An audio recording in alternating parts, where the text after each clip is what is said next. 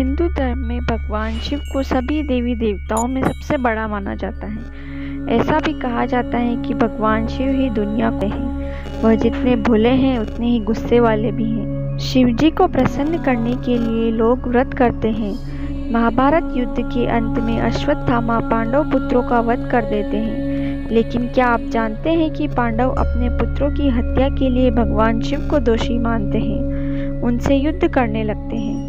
ऐसा क्या हुआ जिससे पांडव शिव को दोषी मानने लगे? आइए जानते हैं इस कथा के बारे में। वीडियो आगे बढ़ाने से पहले अगर आप चैनल पर नए हैं तो कृपया चैनल को सब्सक्राइब करें, साथ ही बेल आइकन को भी प्रेस करें जिससे आने वाली वीडियो का नोटिफिकेशन आपको जल्दी मिल सके। बात उस वक्त की है, महाभारत युद्ध का अंतिम दिन था। युद्ध के अंतिम दिन दुर्योधन ने अश्वत्थामा को अपनी सेना का सेनापति नियुक्त किया था। अपनी मृत्यु का इंतजार कर रहे दुर्योधन ने अश्वत्थामा से कहा कि मुझे कैसे भी पांचों पांडवों का कटा हुआ शीश देखना है। दुर्योधन को वचन देकर अश्वत्थामा अपने बचे हुए कुछ सैनिकों के साथ पांडवों की मृत्यु का षड्यंत्र रचने लगे। दूसरी तरफ भगवान कृष्ण ये जानते थे कि महाभारत के अंतिम दिन काल कुछ न कुछ चक्र जरूर चलाएगा। इस संकट से बचने के लिए श्री कृष्ण ने भगवान शिव की विशेष स्तुति आरंभ कर दी थी। स्तुति करते हुए श्री कृष्ण ने भगवान शिव से कहा, हे जगत के पालनकर्ता, भूतों के स्वामी, मैं आपको प्रणाम करता हूँ। भगवान, आप मेरे भक्त पांडवों की रक्षा करें। श्री कृष्ण की स्तुति सुनकर भगवान शिव नंदी पर सवार होकर हाथ में त्रिशूल लेकर पांडवों की ओर रक्षा के लिए आ गए। सभी पांडव उस समय शिविर के नजदीक ही स्थित नदी में स्नान कर रहे थे। मध्य रात्रि में अश्वत्थामा, कृतवर्मा और कृपाचार्य तीनों पांडव शिविर के पास आए। लेकिन जब तीनों ने शिविर के बाहर भगवान शिव को पहरा देते हुए देखा तो वह डर गए। फिर उन्होंने भी भगवान शिव की स्तुति वंदना आरंभ कर दी। भगवान शिव तो अपने हर भक्त पर अति शीघ्र प्रसन्न हो जाते हैं, इसलिए वह उन तीनों पर भी प्रसन्न हो गए। वरदान के रूप में उन्होंने अश्वत्थामा को एक तलवार दी और उन्हें पांडवों के शिविर में जाने की आज्ञा भी दी। फिर अश्वत्थामा ने अपने दोनों साथियों के साथ पांडवों के शिविर में घुसकर धृष्टद्युम्न के साथ पांडवों के पुत्रों का वध कर दिया। इसके बाद वो तीनों पांडवों के कटे हुए शीश लेकर वापस लौट आए। उस समय शिविर में अकेले बचे पार्षद च्युत ने इस जनसंहार की खबर पांडवों को दी। जब ये खबर पांडवों ने सुनी तो वह लोग शोक में डूब गए और ये सोचने लगे कि स्वयं महादेव के रहते हुए किसने शिविर में घुसकर हमारे पुत्रों की हत्या की होगी। ये सब शिव जी का ही किया धरा है।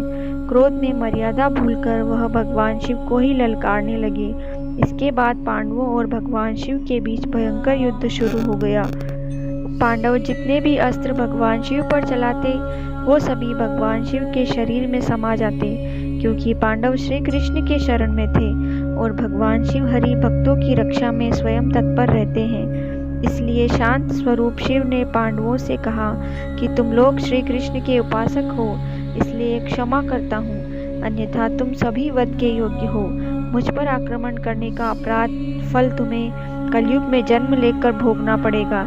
ऐसा कहकर भगवान शिव अदृश्य हो गए। दुखी पांडवों ने श्री कृष्ण के साथ भगवान शिव जी की स्तुति की। पांडवों की स्तुति से प्रसन्न होकर भगवान शिव प्रकट हुए और उनसे वरदान मांगने को कहा। तब पांडवों की ओर से भगवान कृष्ण शिव से बोले, हे प्रभु, पांडवों ने जो मूर्खता की थी उसके लिए वो क्षमा प्रार्थी हैं, उन्हें क्षमा करें और इस श्राप से मुक्ति दिलाएं। भगवान शिव बोले, हे कृष्ण, उस समय मैं अपनी माया के प्रभाव में था, इसलिए मैंने पांडवों को श्राप दे दिया और मैं अपना ये श्राप वापस तो नहीं ले सकता, पर मैं मुक्ति का मार्ग बताता हूँ। पांडव अपने अंश से कलयुग में जन्म लेंगे और अपने पापों को भोगकर श्राप से मुक्ति पाएंगे। युधिष्ठिर वत्सराज का पुत्र बनकर जन्म लेगा। उसका नाम बलखानी होगा और वो शिरीष नगर का राजा होगा। भीम वीरान के नाम से बनारस में राज करेगा। अर्जुन के अंश से ब्रह्मानंद जन्म लेगा जो मेरा भक्त होगा। नकुल के अंश से जन्म होगा कनिकोज का जो रत्नाबानु का पुत्र होगा। सहदेव भीम सिंह के पुत्र देवसिंह के रूप में जन्म लेगा और भगवान शिव ने धृतराष्ट्र को उनके जन्म में बताते हुए कहा कि तू अजमेर में पृथ्वीराज के रूप में जन्म लेगा और द्रौपदी उनकी पुत्री के रूप में जन्म लेगी और उनका नाम वेला होगा। भविष्य पुराण के अनुसार कलयुग में महादानी कर्ण का जन्म तारक नाम के राजा के रूप में होगा। दिए हुए श्राप से मुक्ति पाने का रास्ता जानने के बाद पांडवों ने भगवान शिव को हाथ जोड़कर प्रणाम किया और फिर भगवान शिव अंतर्ध्यान हो गए।